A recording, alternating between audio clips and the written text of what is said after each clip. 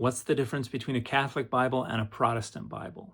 Hey everybody, I'm Dan McClellan. I'm a scholar of the Bible and religion.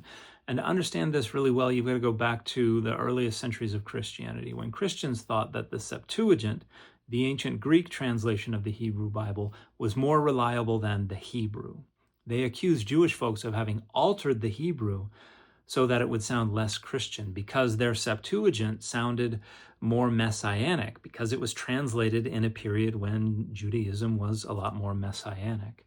And so this lasted until around the end of the 4th century, beginning of the 5th century CE, when Jerome was translating the Vulgate, and he advocated for returning to the Hebrew. He made the case that it was more reliable than the Greek, and that it was actually the Greek that had been altered.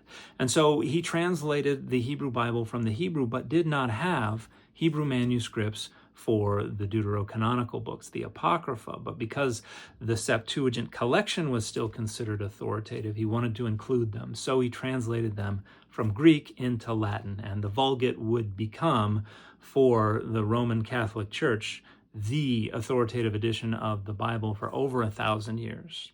And then what happens at the beginning of the Protestant Reformation is a Dutch humanist scholar named Desiderius Erasmus produced the first printed edition of the Greek New Testament. We now refer to this as the Textus Receptus. But this allowed translators of the Bible into vernacular languages like German, like English, to go back to the Greek of the New Testament rather than to translate from the Latin translation. And so Martin Luther did this, and William Tyndale did this. And Luther also wanted to return to the Hebrew of the Old Testament, but there were no manuscripts in Hebrew for the Deuterocanonicals, which up until that point had just been interspersed throughout the Old Testament. So what Martin Luther did was translate the Hebrew manuscripts that were available from the Jewish tradition, and then move all of the Deuterocanonicals into a separate section and translate them, but treat them as a separate corpus of texts. And initially, he wanted to reject them, but ultimately they were included in between the Old Testament and the New Testament.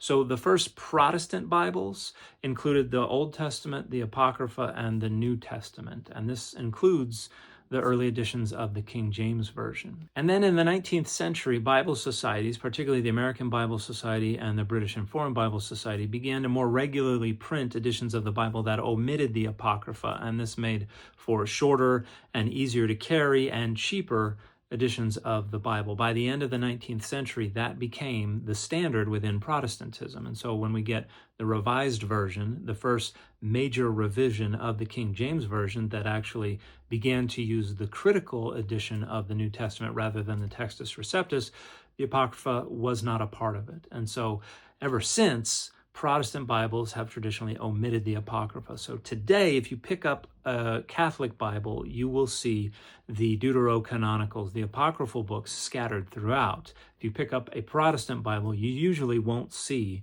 the Apocrypha at all, but there are editions, particularly the New Revised Standard Edition, that include the Apocrypha. And Catholic Bibles also were influenced by the Protestant Reformation, and so they now base their translations of the New Testament primarily on Greek manuscripts rather than the Latin manuscripts as well. So the main difference is really whether or not they have the Apocrypha in them. And the fit for this video has been Chip and Dale.